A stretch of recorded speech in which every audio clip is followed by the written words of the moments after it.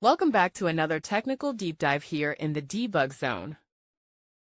Today we're tackling a big question and breaking it down with insights from other users. Hopefully this clears up some misconceptions and helps you get the answer you need. So buckle up, stay a little curious, and let's jump right in.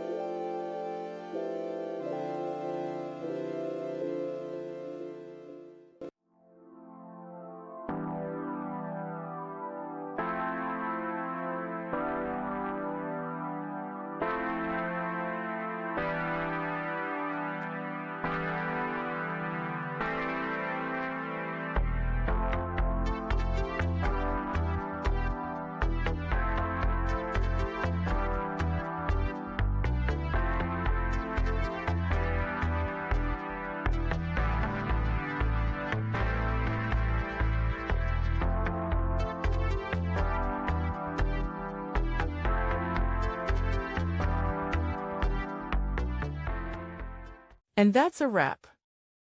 I hope you found the answer you were looking for. If you did, take a second to hit that subscribe button. It really helps out.